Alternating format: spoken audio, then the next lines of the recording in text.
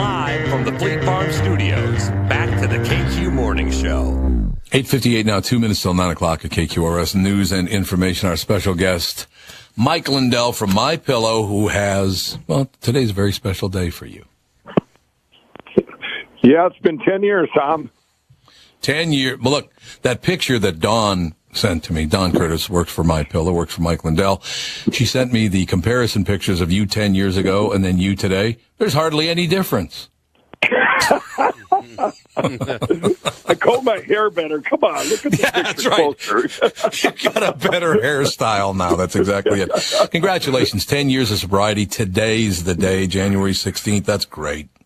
Yeah, thank you, Tom. It's been you've been an inspiration to me during these 10 years. I'll tell you, so many things have changed, and being able to bring people hope through my story, and now doing giving back. That network I told you about is coming to fruition here with the Recovery Network, where I'm going to have all these stories of hope for other people, that their age group. You put in your name and then what you're addicted to, and all these stories just like you will come down of hope. And I'm gonna be like the tour guide of the website. I'm gonna say, okay, you guys, now everybody go over here. Here's the centers I vetted, and when you get out, I'm gonna have paid mentors that are gonna help you. Stay on the path, and it's gonna be pretty amazing. And but if you'd have told me this 10 years ago, Tom, what I'd be doing today, I would have said, what? No, you're absolutely right about that. And one thing I will tell you, I know this for sure, that 10 years ago, if they would have had you shoot a commercial where you walk backwards with a pillow in your hand, you would have fallen over backwards. There's no doubt about it. That's right. Yeah. Well, they had this paparazzi in New York grab me, I don't know, a couple months ago, and they said, wait a minute, you invented this pillow in 2005 and you quit crack in 2009? And then they said, how did you do that? Or something about sleep. I said, well, I didn't sleep much, but when I did, it needed to be quality. Yeah, right. Well, you had trouble sleeping your entire life, though, didn't you? You're talking about, I've talked to you about, back when you were a teenager. Yeah, it wasn't just because of drugs, but it goes back to as a teenager. I actually got restless, falling asleep in school, and I went out and bought a pillow when I was 16. I worked at a grocery store in Chaska, and one of my first paychecks, who does that at 16? They spend their whole paycheck on a pillow, and I went and got it home, and it didn't work, and I couldn't return it, and it had the problems. I guess that was quite a calling for way back then. But one of the things, Tom, when the drug dealers, the story I told you about doing the intervention here in Minneapolis on me 10 years ago, and one of the things I don't know if I told you that he said. So they do this intervention, and there's 3 of them, and I hit 2 of them left then, and I hit the streets at about 2 a.m. And I couldn't buy crack anywhere. It was a complete shutout. And I got back up to the room.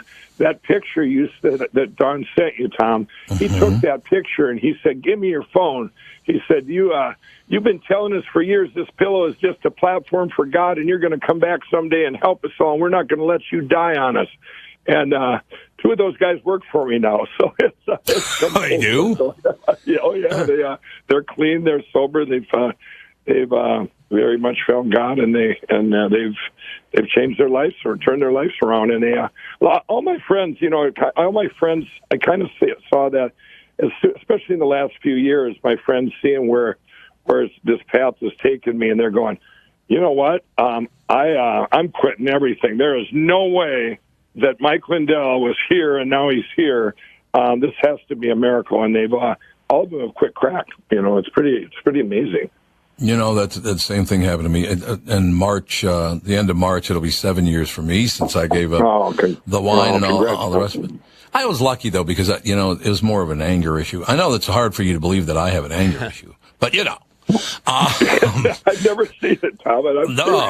No, that's true. You've never seen that. That's very, very true. But it is.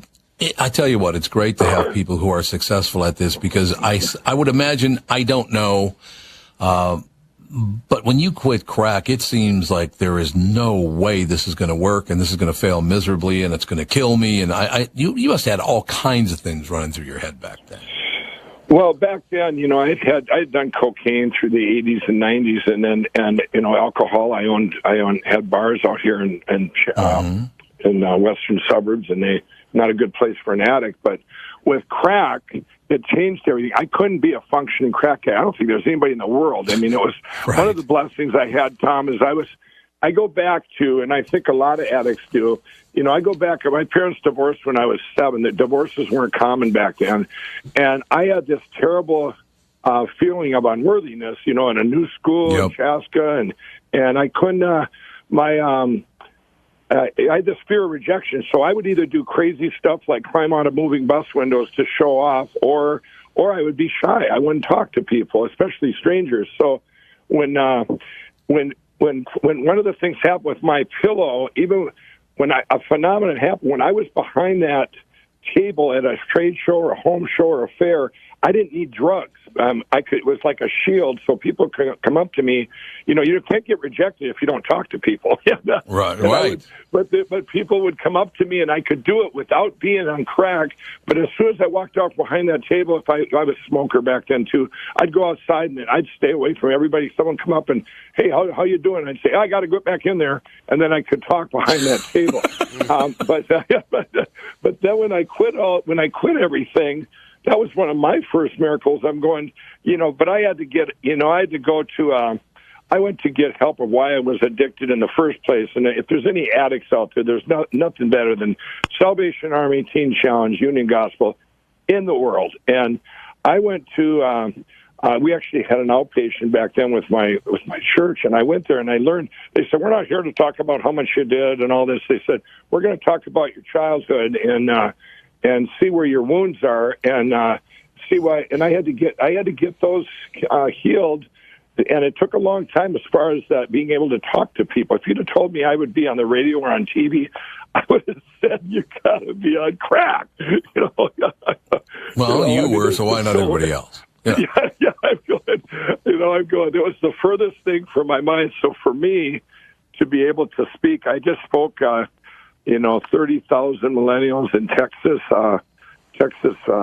Speedway, and then the U.S. Bank Stadium here last spring, and now I'm going to be speaking at Liberty University in front of 15,000, college students, and I really like doing that because that gives them hope, and I just want to inspire them so that they know that with God, all things are possible, and there is a way. Look at the epidemic going on in this country with the opiates now. It's just everyone knows someone that's died, and it's so sad. The president just signed that. I was there at the White House. He signed an 800-page opiate bill. It's really going to help. I have my attorney going through it to try and decipher it into real language, so I could figure out how that's going to tie into this network I'm putting out there to help people. But it's. I really want to get going on that and it's going to start here this spring, and I've got my book's going to finally come out, Tom. Fine, good. I'm glad. Well, that's been, 35, 40 years now? In the making, yeah. I do have one question. How is it possible? Now, this shows your strength, by the way. I don't want to pass this along to other people. How is it possible that you don't do any drugs at all and you put up with Dawn Curtis? How can you do that? Well, I drink a lot of coffee and stay on this side of the building. Just stay away from her completely. Well, yeah, I suppose that'll work. That'll work on the end. It's great. I've gotten to know you over the years. You're a very kind person. You're giving. And look, if I didn't like Mike and Lindell, he wouldn't be on the show right now. And I admire you because you do what you say you're going to do. You have really good people working for you, but it's just a wonderful story. You were pretty deep into it. Do you think at any point you were teetering on almost being dead? I look back, I'm sure I was, and I feel that, absolutely. I had 14 near-death experiences in the book. I fell asleep on a motorcycle going to Stanton, Minnesota when I was 17, crashed the motorcycle. I was on my way skydiving, got back up, all bloodied up, and I had to go down and do that jump before I could free fall, and I jumped out of the plane static line, and my chute didn't open. And, there's these different things that but that wasn't from the addiction. That was just, I think I was not only protected there divinely, but also through my addiction. And I look back, I'm thinking, wow, who could be up 14 days straight with no sleep? You know,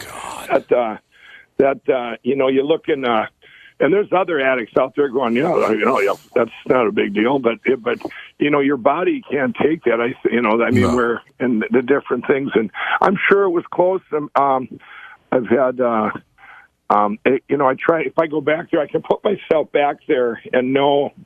I mean, any addicts out there, addiction's a lot of work, and a lot of work, and you, in the moment, you don't realize you just want to, you know, keep going, but it's, you know, it is a lot of work. People say to me all the time, "No, wow, you're so busy, you work all the time." Well, I love what I do, and it was more work back then. I know that, you know, trying to stay, you know, you stay your. People, you're breaking your promises that you mean at the time, and you start to feel worse about yourself, and so you want more drugs to hide the pain, and it just it's a vicious circle. But I think you know, people say their bottoms. Everybody talk about different bottoms, and when I quit January 16, 2009, it was more of, I think I was. At that time, I was, you know, when I prayed that I not to have the desire anymore, kind of made a deal with God there, and it was like, I knew that one more day, somebody else would be chosen for this platform where God, all things are possible, and I really believe that, and that window, Tom, remember the old TVs we had when we were, when you were young, the black and white, where you turned it off and the little dot would go down, and then you turn it back on and everything would come back to life? Well, that's how I felt that day with that little dot. And I'm going, okay, wait on it. Okay, now. But obviously it didn't come all back, you know, brightly all at once. I'll tell you that. It's taken about 10 years to get, you know, it takes a long time. This transformation, as you know, if 7 years, you know, you just start, then it gets better and better, you know. It does indeed. There's no doubt. Well, congratulations. It's great to have you on. I'll talk to you later on today, but one thing, I do need to get a haircut, and I'm taking your picture of the before picture and going, I want to cut anyway, but like this. Mike, we'll talk to you later on today, man. Thank you, sir. All right. Thanks, Tom. Thanks for having me on. All right, Absolutely. Thanks to Mike and Dawn for their donations to our Diabetes Golf Classic. Looking for a cure for diabetes, and the University of Minnesota Shoals Diabetes Institute. In fact, we'll be hitting them up again. Just a little warning there, Mike and Dawn. You got it. That's a wonder. Don't be hanging on while I'm telling everybody what a great guy you are. You were supposed to hang up, so you didn't hear that. You guys are awesome. Have a great day. We'll see you. You too, Mike. Thanks a lot. Mike Lindell, ladies and gentlemen, My Pillow.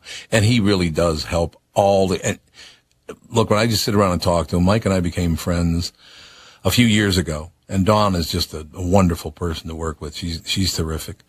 But, all of that giving is not, look, more me now. It's he really, really he was almost dead. That is a fact. And he wants to give back now. And that company does a ton of it. So that's why I love talking to him. Candace has a call, as a matter of fact. We have Boyd from Spicer. Hi, Boyd from Spicer. How are you? Hey, good morning. Thanks for taking my call. I just wanted to give a shout out to Mike. His story is inspiring, to say the least. I'm a recovering addict as well, alcoholic, and just listening to his story and the fact that there is hope, it's fantastic. But also, his company just does so many phenomenal things. Yep. His company donated a bunch of pillows to a place I used to work, and just to have that kind of outreach and the way he's impacting so many lives is just phenomenal. And Mike, just a shout out to him and the KQ. I've been a long time listener and appreciate all you guys do too. Well, I've always loved you. You know that, Boyd. Well, thank you. Yes, sir. Hey, I feel the same way you do. It's possible when you have examples. How many years have you been on the straight and narrow now? I've been on the straight and narrow about 7 months. I'm 53 years old. And, excellent. It took a while to get rolling, but I'm thankful for where I'm at. And I look at guys like Mike, and it is an inspiration. It is, no question. If you ever have any bumps in the road, just call in, because it's been 7 years for me in March. So it's great. It's wonderful. Fantastic. Thank you, sir. You bet. Thank you, guys. You're the best. No, you. I said you. That's exactly why, look, Mike is a friend. Absolutely. Don, a very good friend. But this does work to have people on that are that successful. They were so close to dying. He made it, and he's telling you could make it. It is really, really helpful, don't you think? Everybody needs an inspiration. Yep. My inspiration, of course, was Brittany. Yeah, I'm sure. Yeah, I'll have 8 years, 9 years in summer. I have 8.5 years. You have 8.5 years? Yep. Wonderful. And that's a good thing. It's crazy, yeah. And I love here, and it is true too. When you're in that dark place, you just see somebody doing well, and you know that they come from that same thing. You just think, okay, this is doable. And like I love hearing people talk about what you were like then and what you're like now. I still love that. I'll tell you this: the one part of it that I need to mention, because there are people who quit and then they preach to everybody else and they condemn everybody else, and that's not what it's all about. Look, I sit with my friends. Most of them are booze hounds, let's be honest. Yeah, mine too. But I sit with them and they drink alcohol and we laugh and we joke. And like I said, I don't think that it was an alcohol problem for me. I think it was a rage and anger thing. But drinking alcohol does not work for me because that part of me comes out. So let's not do that. But you can do it, absolutely. And no judgment. No. You want to do it, just do it. That's the great part of it. Yeah, and that's a really good part. The best part is I don't even know how many times I'll be hanging out, especially where Punta Cana, maybe Key West, and everyone will be like, God, we were all so wasted last night. And I'm like, secretly, I wasn't. I just really wanted to dance. Well, there you go. But I bet you feel a lot better when they're saying that too. It's one of those things physically. Where it's kind of like yours, Tom. And I think a lot of people who quit alcohol or quit drinking or quit using or whatever can relate. Is if it was just as simple of just quitting or whatever. Yeah, there's always something else there that's like and mine wasn't like I need to quit or I'll die. It was like I just make bad decisions and I'm tired of making bad decisions for me, but. Yeah, I definitely, I don't look at other people drinking and think about what they should or shouldn't be doing. No, we don't judge them. It's your life. You do what you wish with your life. That's a good thing. It is a really, really good thing. One of the things, and I won't identify him because it's not necessary, but Past knows the man too. I went on a golf trip with a very, very close friend of mine, one of my best friends in the world, as a matter of fact. And that was, 10, 15 years ago, probably 15 years ago now. On a trip, and Catherine was going to come down and join us. As he was leaving, Catherine was coming in, so they're going to, probably pass each other at the airport or whatever. But I said, what are you doing? He goes, I'm taking the recycling over to the main building. I said, really? He goes, yeah. So he comes back and I go, so why did you take the recycling over there? He goes, well, there were some wine bottles in the recycling, and I thought, Catherine doesn't need to look at all that stuff. She comes in. I said, did you count them? He goes, yeah. I said, we've been here 7 days. How many wine bottles were there? He said, 49. Oh. 49 bottles of wine we went through in a week, and that did not include the drinks we had on the golf course or at dinner. That was just sitting around the house having a glass of wine or 8 every night. That's a week. Do I regret it? No, because we didn't harm anybody. It was other than Marcel's. So it was a lot of fun to do, but man, you look back and now 49 bottles of wine between the two of us in 1 week. It was amazing. I'm guessing it wasn't your $7.99 a bottle. No, it was not. Oh God, I won't rat him up, but this is the greatest part of the whole thing. I said, we landed and I said, I'll pay for the wine. You just want to grab some steaks or whatever and, we'll have a nice balance. He goes, yeah, that'll be good. So we're at a place in Palm Beach Gardens, Florida. There's a place, it's called Carmine's. Magnificent food, great butcher shop, great deli, the whole deal. So I go buy some wine, and I'm ready to go, and I'm loading it up. And he comes out with this look on his face, and I said, what's the problem? He goes, man, I didn't know that beef was like that. I said, what are you talking about? He goes, well, I bought 10 pounds of it, some steaks, and then I had them grind up 3 pounds of it into hamburgers so we could have hamburgers on the grill and all the rest. So I said, that's terrific. I said, so what did you buy? He said, I bought Kobe beef. I said, what? He goes, I bought Kobe beef. And I said, you bought 10 pounds of Kobe beef? And he goes, yeah. I said, How much did it cost to get $1,200? Because that stuff's like $100 a pound. Or at least it was then. But he didn't either. He thought he was just buying beef and it was going to be, maybe $20-25 a pound, something like that. The real yeah, give me your best stuff. Well, they gave him the best stuff. It was $1,200. And the great part of that was $360 of it was hamburger. Oh, no. Whoops. Ground it up, huh? You know who I'm talking about, too. Oh, you know I'm exactly sure. who I'm talking about. AC/DC on KQ.